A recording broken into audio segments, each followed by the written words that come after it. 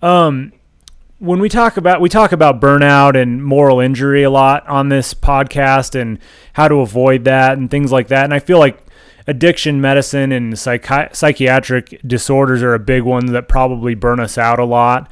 Both because we don't have the resources often in the ER that we would prefer to get these patients the help that they need. How do you kind of combat burning out or being morally injured when you can't do everything because of the restrictions of the systems that we work in? Yeah, that's a tough nut to crack. I mean, part of the problem is in emergency medicine, we're not, we're not seeing them score the touchdown. We're just kind of getting the game kicked off, and it's so a lot of times we see, what seems to be monotony and things going nowhere that maybe down the road another doctor is seeing the victory, and so it can get very frustrating. For me personally, it's part of kind of what I had to learn through my personal challenges was that, I can only do what I can do. I can try to give these folks the best care I know how to give them. There may be somebody out there that can do it better, but I'm going to do what I can do. And, that's all I can do. I can't make sure every single person gets the premium package, but I can give them my premium package. No, that's a great perspective, I think.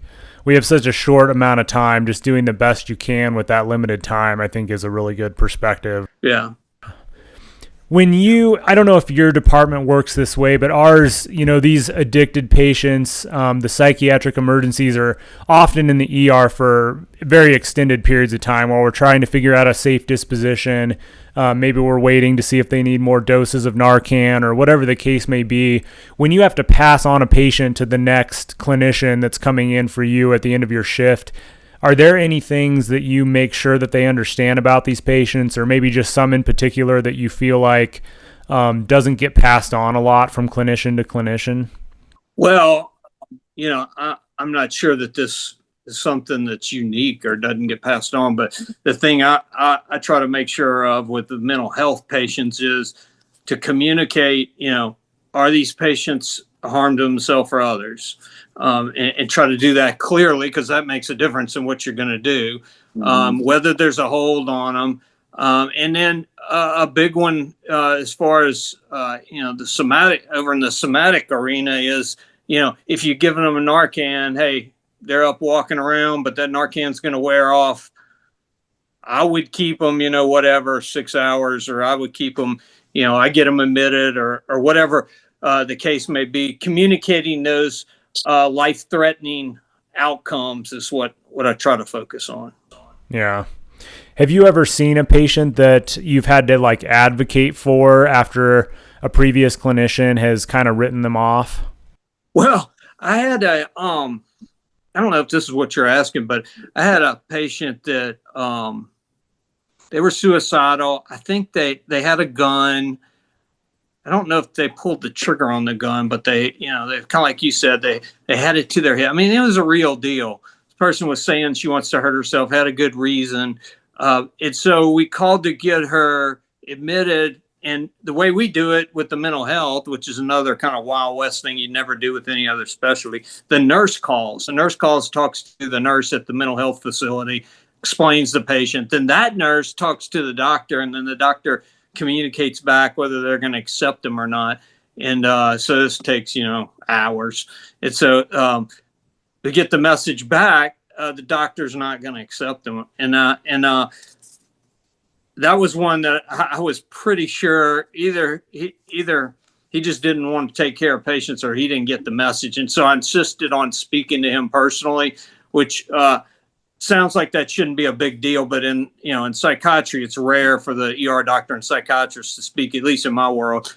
But I insisted on getting him on the phone. I just said, look, I just want you to understand before you refuse this patient, this lady, in my opinion, is genuinely suicidal. She has been in before with other things, but this is different. She actually had a gun. It was loaded. She had it to her head. And, I explained. And once I did that, of course, he said, oh, wow, that wasn't, and nobody explained that to me. Yeah, definitely we need to put him. Now, whether somebody explained it or not, and he was just kind of covering himself, I don't know. But the point is that we were able to get her in by kind of pushing a little bit. Yeah, it's hard to say in those cases because I think a lot does get lost when you're playing the telephone game to the nurse, to another nurse, to the psychiatrist. I think a lot probably does get missed sometimes. Yeah, our system works similarly, but I feel like once we've all decided, us, the mental health folks, that they need to be on a hold, usually they get them accepted somewhere, and they usually just, I think, kind of take it for granted. I don't think we get a lot of psychiatrists declining them. I think it's more a matter of what facilities have room, and then it's kind of a matter of picking the facility based on their bed availability. But yeah, it's great. It's great to have. Are there any practical things you would advise the average clinician should incorporate every day so that certain patients don't fall through the cracks, or we're taking the best care possible of these psychiatric emergencies, these addiction medicine folks that you think that are missed oftentimes? Well, we kind of talked about some of them, but from a medical legal standpoint, and sadly, that's a lot of what I was taught in residency, is how to make sure you're covered if you had litigation to follow. There's going back to what we said before, there's certain things that I just have to do them over and over, even if the patient's been in 100 times, because, and I'll give you an example. And this is a good example of not something we missed, but it could have been very bad if we hadn't just gone through the process. We had a patient that came in, I think she said she had a headache. Wasn't a bad headache, didn't meet all the criteria, didn't vomit 3 times, all that kind of stuff for a CT, but we got a CT anyway. CT was normal. And, I think the attending was still telling me why we shouldn't have got the CT when the patient went out to the lobby, and it was like 3 a.m. They were cleaning. The floor was wet. She went to use the phone, slipped, hit her head. So they brought her right back in. Well, when they brought her in, we scanned her again. She had a subarachnoid hemorrhage. Well, if we hadn't done that first CT, she could have easily argued that's what she had when she came in the first time. We just weren't, we didn't have the care and the kindness to actually treat her right and CT her, and that's why we missed it. And none of that, but because you had that, because we went through the process every time, it was able to catch that and kind of prevent a bad outcome, at least from a medical legal standpoint. Now, same thing can be said for just just the general health of the patient, that, like I mentioned before, get the CTs. I've ordered a bunch of them. Patient keeps coming in with nausea, vomiting, belly pain. And, one time you order it and there's actually something there because there's sick people. So at least for me, that's the hard thing to do, is to just keep, getting the emotion out of it. Stop trying to approach the patient emotionally, not kindness emotionally, but emotional, as far as them being frequent flyers, and just do what needs to be done, what your algorithm in your head would say to do if you were on a board exam or something. Yeah, I think that's a great point.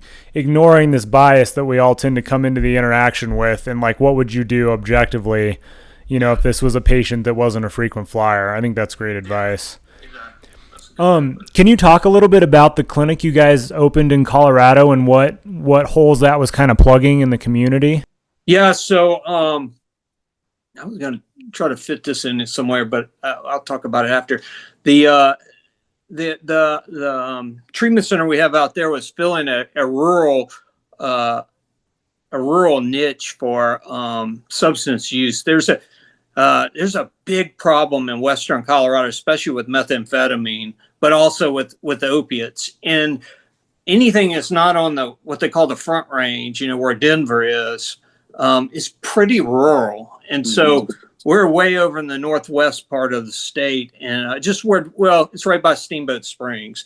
And okay. So there's just nothing. There was no resources out there. And originally the idea was, it's a beautiful area. It's remote. You could set something up where CEOs could fly their jet in. Nobody would know where they went. They could fly fish for a month, get this treatment, have a good, have a relaxing time, and go back to work. But what we realized when we went out there and started doing our market research was the real need was with the low income, the Medicaid or no insurance patients that live in the area. They're the ones that are dying out here by or being put in jail or something like that because of this epidemic. And so that's what we focused on when we opened this, was a way to address those folks. And anyway, I think that's still kind of what they do out there, is help the not poor, but just poor access to healthcare. Yeah, I can verify. I mean, living on the front range, practicing medicine on the front range, methamphetamines are one of our biggest problems.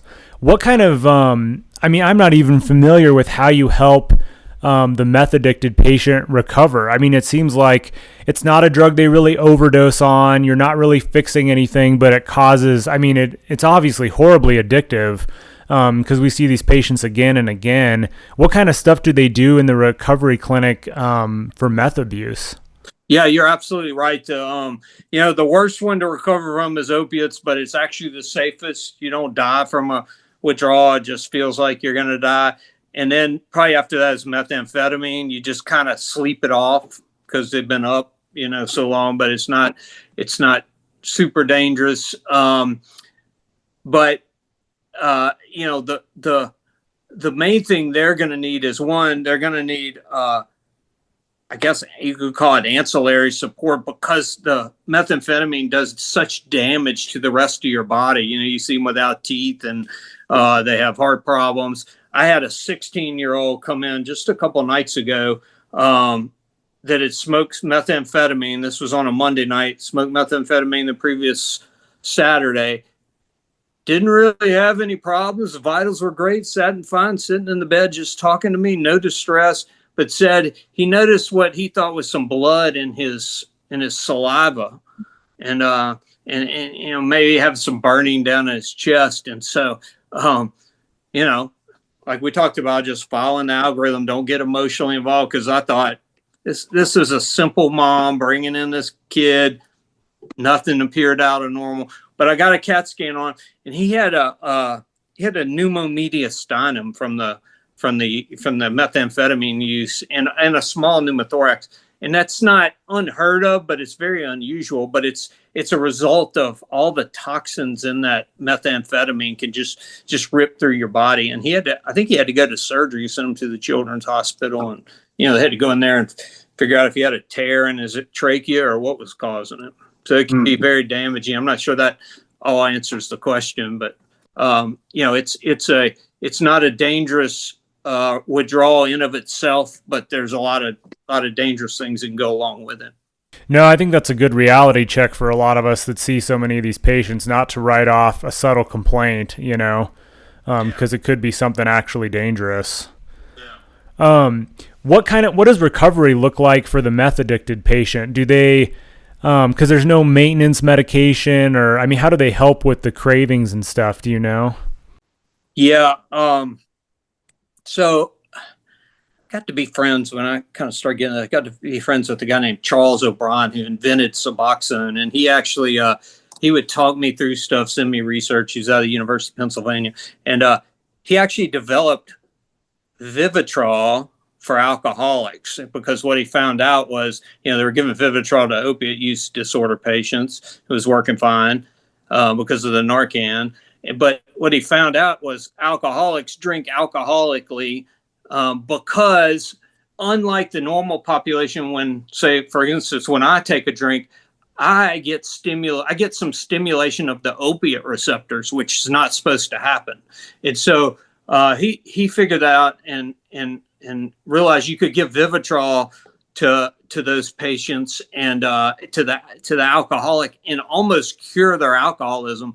But and the reason I say that is because he was working on some stuff for methamphetamine for the cravings, and I don't remember exactly what it was. I don't think he had actually teased it out yet, but had it in the process. But that's the it's the, so I don't know if you're aware of this, but most of us, this is kind of basic. So we have our reptilian brain, our limbic system, and that's what tells us to have sex, eat, enjoy. When you take a bite of chocolate cake, it's because our reptilian brain releases dopamine and all that stuff. Well, what they've determined in PET scans is that there's actually a misconnection. So normally you have a feedback mechanism, right?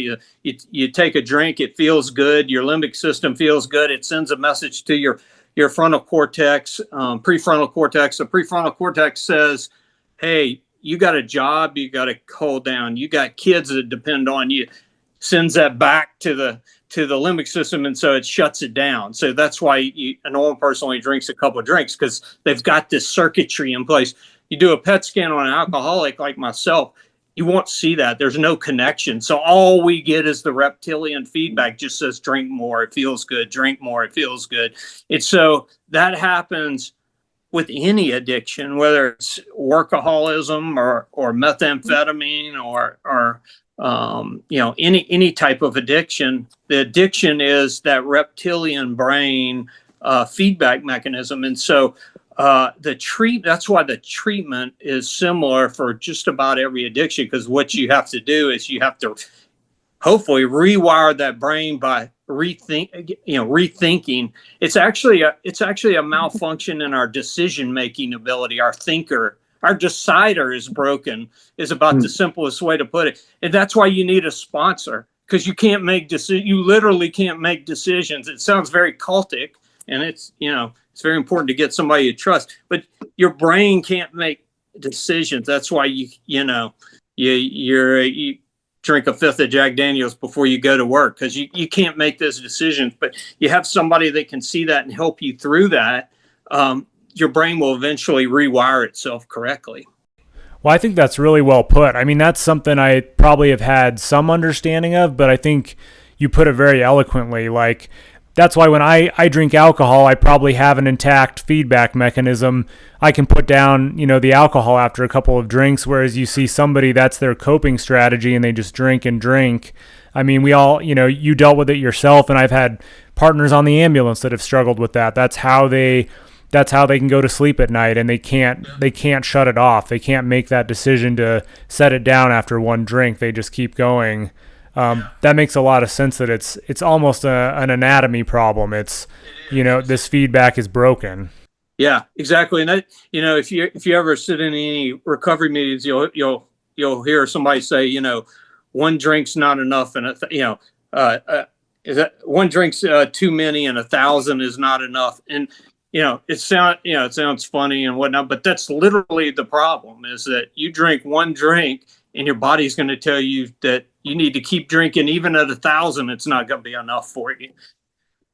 But it is a physical disconnection. You're right about that. And that reason I said it, that was one of the eye-opening things for me that helped me. I mean, I had a lot of guilt and shame when I went into recovery, and to see that process and realize, this isn't just a moral weakness. There's missing neurons, neurons that aren't functioning. I could wrap my head around that. Yeah, and it helps you put the blame on the right thing, as opposed to, gosh, this person has no discipline. Do they have no willpower? It's actually a misconnection in the brain, and it helps you understand them a little bit more. I mean, for me, it's more with food. I probably have a disconnect trying to limit carbohydrates. I just want to eat more and more carbohydrates the more I eat of those. But, everyone probably has that to a certain degree, but it's just so devastating when it's alcohol or opiates, because of the lifestyle problems that happen, So I have this lecture I give on the science of addiction, and my opening slide is a quote from Winston Churchill. It says, he said, "Everybody has an addiction. The key is finding one that's socially acceptable." That's exactly what you're alluding to. Yeah, 100%. For me, it's a lot more socially acceptable to be fat than to be addicted to alcohol. So I got one that's a little more socially acceptable, but yeah, that's a great point, though. I think that really helps put it in the right perspective, that it's not that people lack willpower. It's that, all of our brains are a little bit different. And unfortunately, some people have that with alcohol and opiates and methamphetamines. I think that's a really good point. And I tell you, I've always felt for people with eating disorders, because, I can put down an opiate and separate myself from it. But people with eating disorders, they have to eat. So it'd be like me taking a little Tussnex every day. I'd kill myself, you know? Yeah. Yeah, that's a good point. Can you talk a little bit about Recovered on Purpose? I know you recently joined the board of this organization. Can you just tell people a little bit about that organization? Yeah, that's an organization I was asked to join by a gentleman out there in Denver. He found me through our treatment center Providence recovery, and right now there's not a whole lot going on specifically with it as far as treatment centers. The idea was actually to take initially take advantage of ibogaine, which was going to be made legal in Colorado. That's been set back, or it's on hold for now, so they don't have that. But what they do is they do help with marketing for treatment centers and help get patients to various treatment centers to get help. And so I was brought on to hopefully help set up a treatment center down the road when I guess the legalities are sorted out about ibogaine. What's the role of ibogaine? I've heard a little bit about it, but what are the benefits to that? So ibogaine is a hallucinogen, and it's like ayahuasca, but it supposedly has less side effects. And through this process of using it, it actually rewires the brain. It's been shown in many studies. I've talked to a doctor over in Sweden that's been using it, and they've been able to show how it increases plasticity of the neurons and rewires the brain. And some people have had really dramatic results with it. It's still, I don't know. You can have it still has some cardiac risk factors to it. It's certainly not a first line drug. It's for people that they're about to check out and this is their only option. Okay.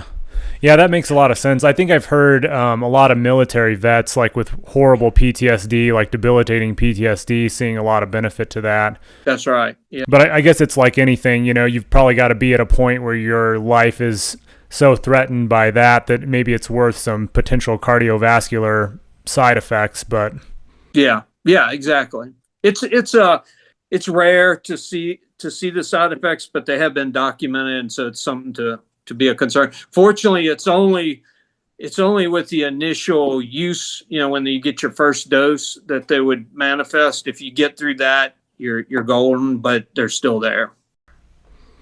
I want to give you a little opportunity if there's anything else you wanted to mention or something that didn't come up in our conversation. Is there anything else that you really want to convey to people about this whole subject? Yeah, I appreciate you letting me do that. My mission, and I'm happy to, I enjoy talking about ER and what we've talked about here this afternoon. But my mission, of course, is to tell people my story in hopes of limiting or reducing the stigma. Hopefully, there's a lot of physicians out there that probably in my shoes that would be scared to come forward and would be scared to deal with their problem because of the repercussions. And so my message is just to share what happened to me, and that, there's hope out there. It's not, it can, for me, it was darkest before the light, so to speak. I mean, literally I was a nobody, homeless with nothing. But little did I know, my redemption was right there around the corner. And that's what I would like people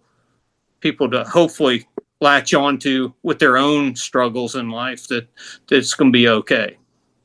That's awesome. Was there a role that faith played for you in this recovery? Oh, absolutely. Yeah. That was one of the main things that got me over the hurdle, was my belief in God, or trusting him to take care of this. I mean, I tried to do it myself. I tried to do it with him helping me. You always say, God help me. And that's not enough. He had to take over 100% on his own and do it his way. And I had to be willing to humble myself and let the process proceed as it needed to proceed. And I'll say that with this caveat, I haven't always just believed in a God. I was raised in the Southeast, and so kind of in the Bible Belt, and everybody has heard the gospel and taken to church and all that kind of stuff. And for me, that raised a lot of questions. Like, is any of this stuff real? Because are we just being immersed in it by our parents and their parents before them and so on? And I've spent several years researching everything from biochemistry to the cosmologic issues with the creator versus an evolutionary type process, to the archaeology, the historicity of what the Bible claims. And all of that has strengthened my faith. It just seems as crazy as it sounds. That's the most likely explanation for all the evidence that we see is what's written in the Bible, in my opinion. Yeah, I agree with you. We don't talk about it probably enough on the podcast, but I'm a Christian myself, and we talk about how that's a struggle just working in emergency medicine in general. I think a lot of people, emergency medicine probably convinces you that there's not a God, but there's a large portion of us where it kind of steers you into that there is a God, and so I think that's an important thing to consider too. I think emergency medicine brings it to the forefront of your mind a lot of times. We deal with so much death, and just the horribleness of humanity too, that it makes you question, like, where is God even involved in all of this? But you've kind of got to look for those scenarios where God is involved, and how God uses us to bless other people too in medicine. And we always hear the verse that Jesus said, "Seek and you will find." And I found that to be so true, just literally true. And you brought up one issue that I've found that to be true on, where you hear a lot of people say, how could there be a God because there's so much evil in the world? And if you just leave it at that, you might miss everything. But if you seek a little bit and think about that and talk to other people and do some research, what you'll find is that's actually the wrong question. The question is, how could there not be a God with all the evil that's in the world? Because if there wasn't a God, we wouldn't call it evil. It's only evil because there's a God out there that has given us a sense of morality, a sense of right and wrong. And without that sense of right and wrong, we're just, jungle animals. yeah. And I found that throughout my walk. If you just dig a little deeper than just the superficial, there's a lot to be found. Yeah, I think it's because we all don't really have a problem labeling something evil, and we see a lot of it in the ER. You see the drunk driver that kills somebody, and we spend all this time trying to bring somebody back, and then 10 minutes later we're dealing with the drunk driver, and and you're like, this is an evil thing that happened. But I think our ability to label something as evil or bad or negative comes because there is a light in the world. There is the opposite of evil present, and we're all just striving to try to be that light and try to be that good in the midst of so much darkness. Yeah, that's right. Well said. Yeah. Anything else you want to convey before we kind of wrap this up? I've enjoyed speaking with you. I hope this is helpful, and enjoyed the conversation. No, I really enjoyed this conversation. This was really good. Good. Yeah. Feel free to reach out anytime if you want to talk or whatnot. Well, thank you so much for your time. Yeah, absolutely.